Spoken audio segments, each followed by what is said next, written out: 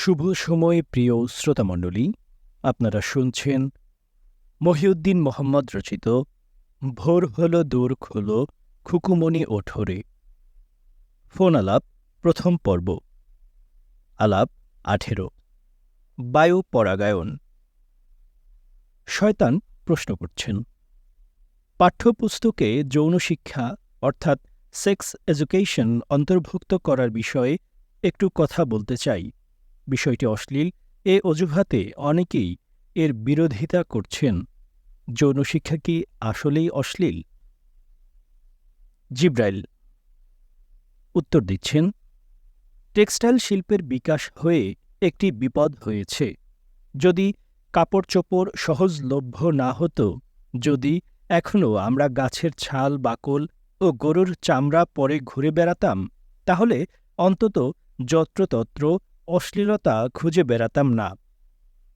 দীর্ঘকাল ন্যাংটো থাকা জাতি হঠাৎ কাপড় চোপড় পেয়ে খুব শ্লীলতা দেখাচ্ছে। কয়েক দশক আগেও এদেশের মানুষ নেংটি নামের একটি পোশাক পরত। রতিক্রিয়া এ সমাজে খুব একটা গোপন ব্যাপার ছিল না। যে কাজ মানুষ লাখ লাখ বছর ধরে করছে, সে কাজ অশ্লীল হয় কি করে? সে কাজের জ্ঞানকেই বা কি করে বলি অশ্লীল? প্রজনন স্বাস্থ্য বিষয়টি শুধু সঙ্গমে সীমাবদ্ধ নয়, এটি একটি ব্যাপক শিক্ষাক্ষেত্র। মানুষের তো সবার আগে এ বিষয়েই শিক্ষা গ্রহণ করা উচিত। আমার তো মনে হয় এটি পিথাগোরাসের উপপাদ্যের চেয়েও জরুরি বিষয়। কোটি কোটি মানুষ আছে যাদের জীবনে আর্কিমিডিস ও ইমাম বুখারি কোনোদিন কাজে আসবে না, কিন্তু প্রজনন স্বাস্থ্য বিষয়ে একটি বই পড়লে তা সারা জীবন কাজে লাগবে। আমাদের অভ্যাস হল, যে জিনিস যত বেশি গুরুত্বপূর্ণ সেটি থেকে আমরা তত বেশি দূরে থাকি। এদেশে একটি মূর্খতাপ্রিয় জনগোষ্ঠী রয়েছে, যারা সেক্স এডুকেশন বা যৌন শিক্ষা কথাটি শুনলেই ভাবে কোথাও বুঝি দাপাদাপি হচ্ছে, সঙ্গম হচ্ছে, জেনা ব্যভিচার হচ্ছে। এদের মাথায় সারাক্ষণ বাস করে সঙ্গমের দেবতা। এরা বুঝতে চায় না, শিশুরা যখন বয়সন্ধিকালে পৌঁছে তখন তাদের শরীর ও মনে বহু গুরুত্বপূর্ণ পরিবর্তন ঘটে। এ পরিবর্তনগুলোর ব্যাপারে শিশুরা যেন অন্ধকারে না থাকে, এটি নিশ্চিত করা শিক্ষা প্রতিষ্ঠানের অন্যতম দায়িত্ব। মানুষের যে অঙ্গগুলো নিয়ে সমাজ কথা বলতে চায় না, সে অঙ্গগুলোর প্রকৃত পরিচয় ও কাজ কি, এগুলোর কি কি রোগ বালাই হয়, এসব যদি শিশুরা সঠিকভাবে জানতে না পারে, তাহলে গণবিপত্তি অনিবার্য। এ বিপত্তির নমুনা আমরা হরহামেশাই দেখছি। সঙ্গম ও ধর্ষণ এ দুটি যে এক জিনিস নয়, তা তো ছাত্রদেরকে একটি নির্দিষ্ট বয়সে বুঝিয়ে বলতে হবে। নিরাপদ সঙ্গম ও ঝুঁকিপূর্ণ সঙ্গমের মধ্যেও পার্থক্যটুকু তাদের জানা দরকার। অন্যথায় অন্ধকারে থেকে থেকে তাদের ভেতর গড়ে উঠতে পারে নানা বিকৃত যৌনাচার। আমার গ্রামেই এক শিশুকে তার যৌনাঙ্গ দেখিয়ে বলা হয়েছিল, এটি সাপ। পরদিন তার বাবা মা দেখতে পায় শিশুটি দা দিয়ে পচিয়ে পচিয়ে নিজেকে সাপমুক্ত করছে। অনেক শিশু না বুঝে গরু ছাগলের সাথে সঙ্গমে লিপ্ত হচ্ছে। কৌতূহলের বশে তারা আবিষ্কার করছে সুখের নতুন নতুন কুয়ো। এরকম বিক্রিয়া সমাজে প্রায় ঘটছে, যা আমাদের নজরে আসছে না। সমাজও এমন ভাব ধরে থাকে যেন কিছুই ঘটছে না। সমাজপতিদের সকল উদ্বেগ জেনা ব্যভিচার নিয়ে। মেয়েদের কাছে স্যানিটারি ন্যাপকিন আছে কিনা, ময়লা কাপড় ব্যবহার করার ফলে কারো যোনি ও জরায়ু ক্ষতিগ্রস্ত হল কিনা, কোনো মেয়ে শিশু কোথাও মোলেস্টেশনের শিকার হল কিনা, এসব ব্যাপারে সমাজের কোনো উদ্বেগ নেই।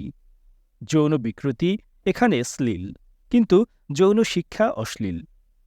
উপহার হিসেবে গাছের জননাঙ্গ অর্থাৎ ফুল এদের খুব পছন্দ। ফুলের মালা পেলে এরা খুব খুশি হয়, অথচ নিজের জননাঙ্গকে ভেবে বসে অশ্লীল। জননাঙ্গ বিষয়ক সকল শিক্ষাই অশ্লীল শিক্ষা। যৌন চিকিৎসকের কাছে এখানে খুব গোপনে যেতে হয়। ডাক্তার অমুক, চর্ম ও যৌনরোগ বিশেষজ্ঞ এমন সাইনবোর্ড দেখলে বাঙালি হাসাহাসি করে। সুতরাং সেক্স এডুকেশনকে যারা অশ্লীল বলবে, বুঝতে হবে সে নিজেই অশ্লীল প্রাণী, তার চিন্তাভাবনা অশ্লীল। সে ভুলে যায় তার জন্ম বায়ু পরাগায়নের মাধ্যমে হয়নি। কোনো মেয়ের শরীর গর্ভধারণের উপযোগী কিনা, সঙ্গমে সম্মতি দানের মতো উপযুক্ত বয়সে সে পৌঁছেছে কিনা, যৌনবাহিত রোগ থেকে নিজেকে নিরাপদ রাখার কৌশল তার জানা আছে কিনা, এসব বিষয় কি বিপদ ঘটার আগেই ছেলেমেয়েদের জানানো উচিত নয়? সন্তান জন্মদানের আগে সন্তান লালন পালনের জন্য যে একটি ভালো প্রস্তুতি থাকা দরকার, এটি কি স্কুল ও মাদ্রাসাগুলোতে ছাত্রছাত্রীদেরকে জানাবে না? এর চেয়ে জরুরি লাইফ স্কিল আর কি হতে পারে? সরকারের উচিত ষষ্ঠ ও নবম শ্রেণীতে এ বিষয়ে আলাদা কোর্স চালু করা এবং ভালো মানের বই প্রণয়ন করা। লজ্জাবতী বানরের কথায় কান দিলে চলবে না।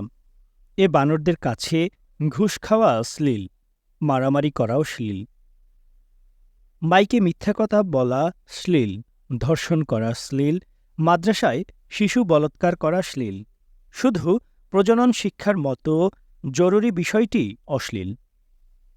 আলাপ ১৯। কোরআনের পাখি। শয়তান প্রশ্ন করছে। হাফিজিয়া মাদ্রাসায় অনেক অত্যাচার নির্যাতনের কথা শোনা যায়। ফাঁস হওয়া বহু ভিডিওতে আমরা তা দেখেছি। শিশুরা সেখানে বন্দি কয়েদির জীবনযাপন করে। যদি সামগ্রিকভাবে হাফিজিয়া মাদ্রাসা সম্পর্কে মতামত জানতে চাই, তাহলে কি বলবেন? জিব্রাইল উত্তর দিচ্ছেন, পৃথিবীতে একসময় ছাপাখানা ছিল না। বই বলতে এখন যা বুঝি তা ১৫০০ বছর আগের আরবে কল্পনা করা কঠিন ছিল। এ অবস্থায় কোরআনের মতো একটি বড় গ্রন্থকে কিভাবে সংকলন ও সংরক্ষণ করা হবে তা নিয়ে বিপত্তি দেখা দেয়। এর সমাধান হিসেবেই উদ্ভব ঘটেছিল হিফজ বা মুখস্থ প্রথার।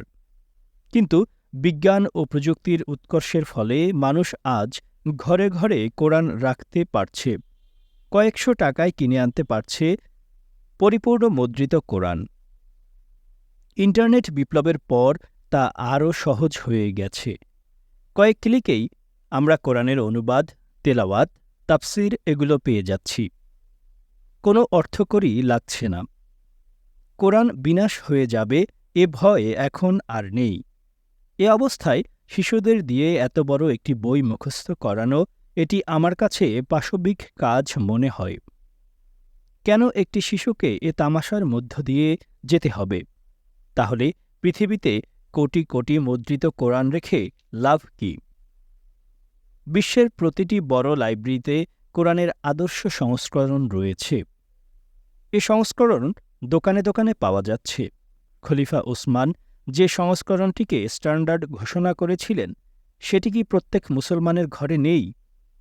এটিকে নাবালক শিশুদের মাধ্যমে আরও সংরক্ষণ করার অর্থ কি? শিশুরা কি পারছে সংরক্ষণ করতে?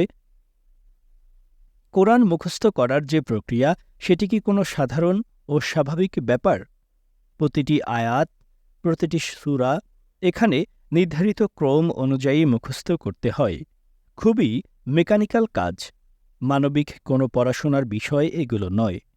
এসবের জন্য মানুষ কম্পিউটার ও রোবট উদ্ভাবন করেছে। কম্পিউটার ১ সেকেন্ডেই কোরআন মুখস্থ করে ফেলতে পারে। বিশ্বের কোটি কোটি কোটি কম্পিউটার এখন কোরআনে হাফেজ। একটি সাধারণ স্মার্টফোনও কয়েকশো কোরআন একসাথে মুখস্থ করার ক্ষমতা রাখে।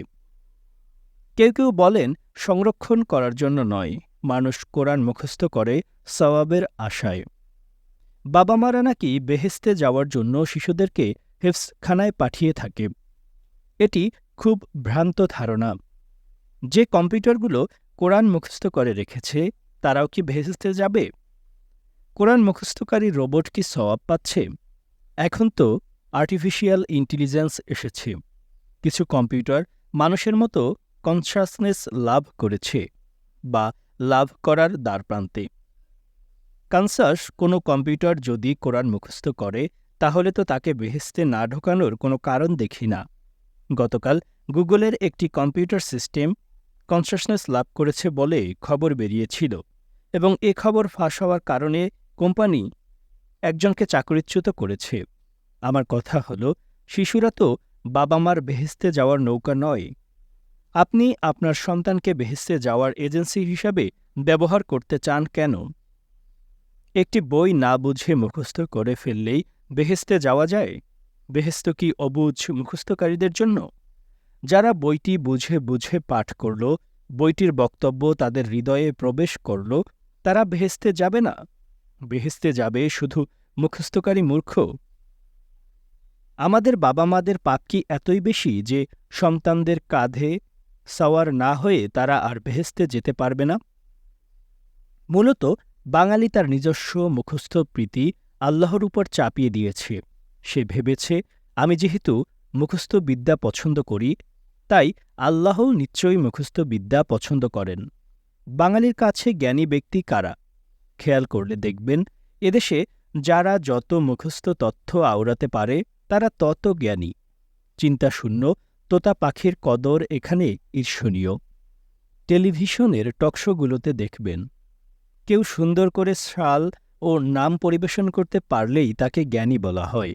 আমাদের স্কুল, কলেজ, বিশ্ববিদ্যালয়, মাদ্রাসা, চাকুরির পরীক্ষা সবখানে বাজছে মুখস্থ বিদ্যার জয়ধ্বনি। হাফেজিয়া মাদ্রাসা এ ধরনের প্রবণতা থেকেই তৈরি। কোনো কিছু গভীরভাবে অনুধাবন করা, বিশ্লেষণ করা, এ পরিশ্রম বাঙালি করতে চায় না। সে চায় শুধু চোখ বুজে খাটতে। হেফজোখানা তো বটেই, বাঙালির অন্য সকল শিক্ষা প্রতিষ্ঠানেও গাধার খাটুনি খুব জনপ্রিয়। যে যত বড় গাধা, সে তত বড় মেধাবী। একটা সময় ছিল যখন মানুষ মুখস্থ শ্লোক, মুখস্থ সরা, মুখস্থ পদ্য, মুখস্থ হাদিস, মুখস্থ পুঁথি এসব বলে অন্য মানুষকে তাক লাগিয়ে দিত। পীর, ফকির, দরবেশ এ শ্রেণীর শ্রমবিমুখ মানুষেরা এ কৌশলে কৃষকদের কাছ থেকে ধান চাল সংগ্রহ করত। সারা বছর ধান খেতে কাজ করা কৃষক যখন হঠাৎ কোনো পীর, ফকির, দরবেশের মুখে আরবি আয়াত শুনত, ফার্সি গজল শুনত, ধর্মের বাণী শুনত, তখন তার কাছে কিছু আধ্যাত্মিক ভাব ও কাল্পনিক ভয় জেগে উঠত। এ ভয় থেকেই সে দান করত ধান, চাল, খুদ। এরকম তাক লাগানো ও ভয় দেখানোর সংস্কৃতি বাংলাদেশে এখনও আছে। সূরা তারাবির চেয়ে খতমে তারাবির কদর এখানে বেশি। খতমে তারাবির ইমাম অধিক টাকা ও সম্মান পান। এগুলো এক প্রকার সামাজিক মানবৈকল্য। কিন্তু এই যে হাজার হাজার হাফিজিয়া মাদ্রাসা বাংলাদেশে আছে, এগুলোকে কি কোনো অর্থে শিক্ষা প্রতিষ্ঠান বলা চলে? শিক্ষা গ্রহণের জন্য যে সুস্থ পরিবেশ ও কারিকুলাম দরকার, তার কিয়দংশ কি এগুলোতে আছে? নেই। 2 সপ্তাহ আগে রাজশাহীর এক হাফিজিয়া মাদ্রাসায় ছাত্রীকে নির্যাতন করে 3 তলা থেকে ফেলে দেওয়া হয়েছে। পত্রিকার ভাষ্যে, গুরুতর আহত ওই ছাত্রীকে চিকিৎসা না দিয়ে মাদ্রাসার একটি কক্ষে 3 ঘণ্টা তালাবদ্ধ করে রাখে মাদ্রাসা কর্তৃপক্ষ। খবর পেয়ে পুলিশ ঘটনাস্থলে গিয়ে দরজা ভেঙে গুরুতর আহত ছাত্রীকে উদ্ধার করে রাজশাহী মেডিকেল কলেজ হাসপাতালে ভর্তি করে।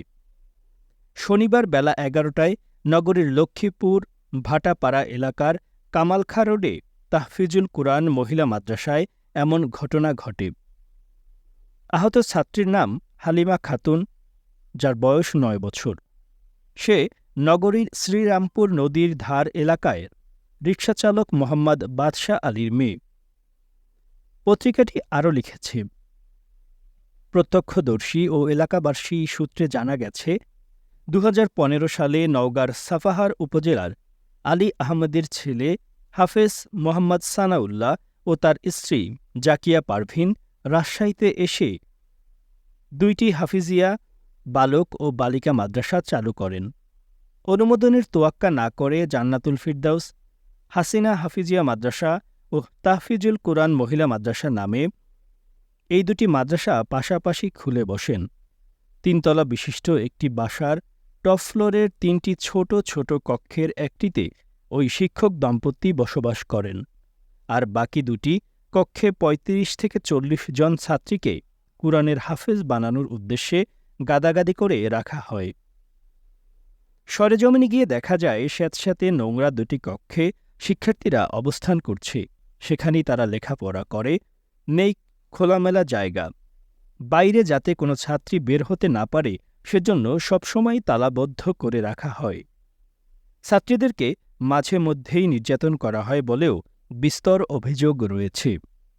মাসখানেক আগে নির্যাতনের শিকার হালিমা খাতুন মাদ্রাসা থেকে বাড়িতে চলে যায়। ৩-৪ দিন আগে ছাত্রীর মা রূপা বেগম তাকে মাদ্রাসায় রেখে যায়। তবে এলাকাবাসীর অভিযোগ, মাদ্রাসার শিক্ষক জাকিয়া ছাত্রীদের নির্যাতন করত, নিজের বাসার সব কাজই ওই ছাত্রীদের দিয়ে করিয়ে নিত। নির্যাতনের কারণে এর আগেও ওই মাদ্রাসা থেকে বেশ কয়েকজন ছাত্রী পালিয়ে গেছে।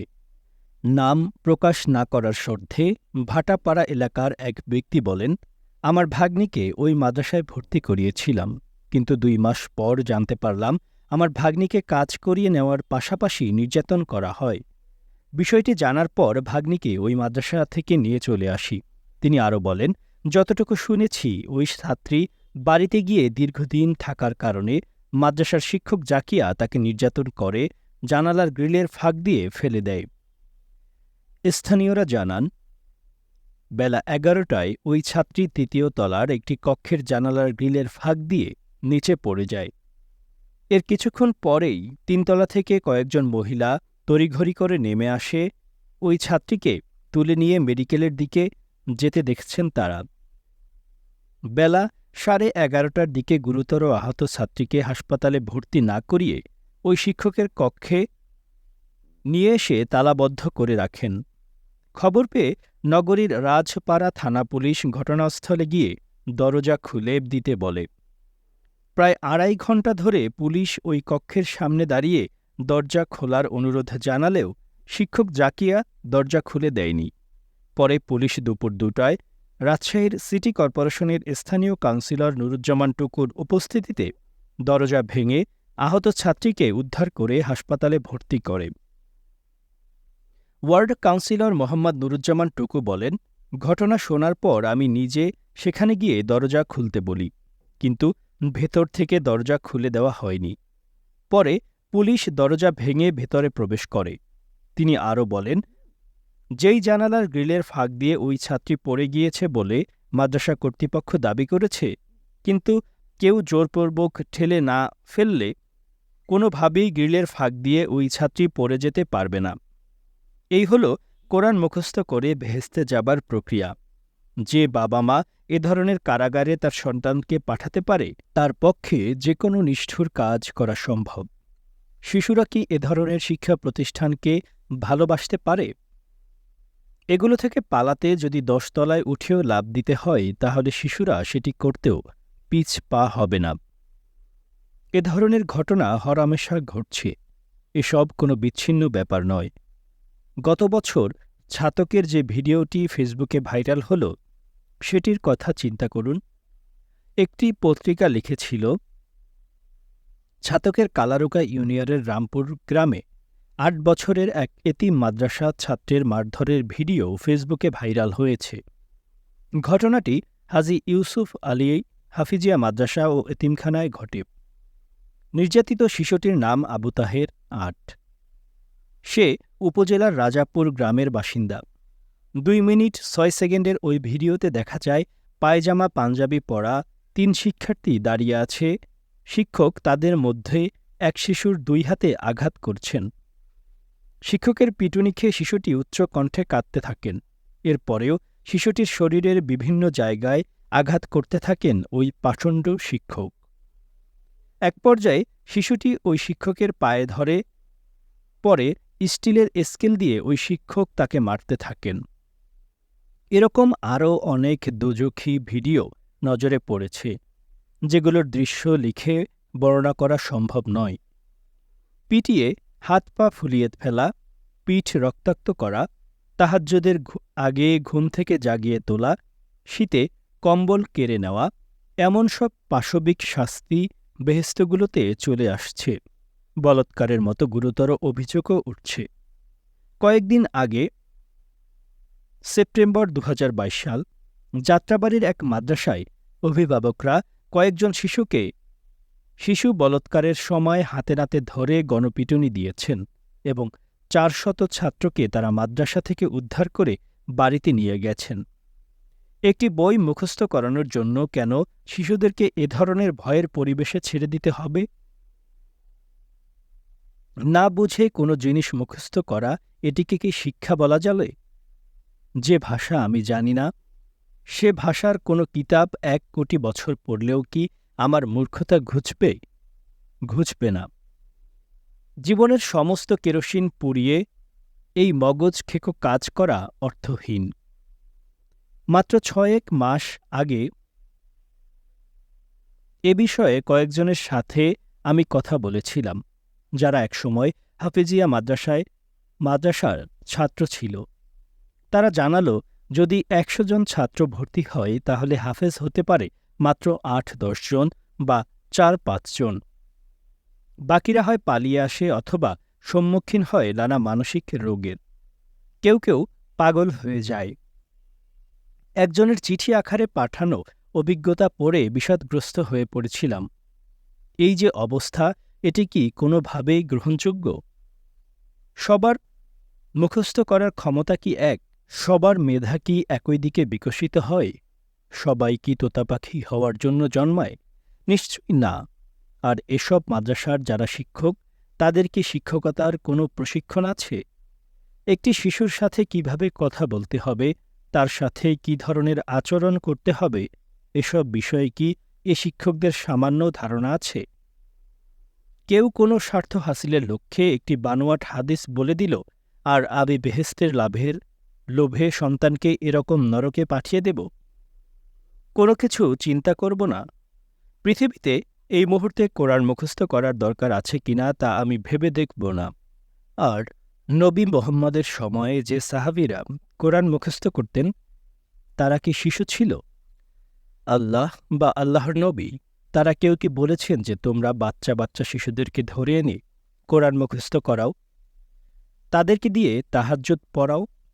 মুখস্থ করার এত শখ থাকলে বড়রা করুক, আমি আপত্তি করছি না, বাবা মারা করুক।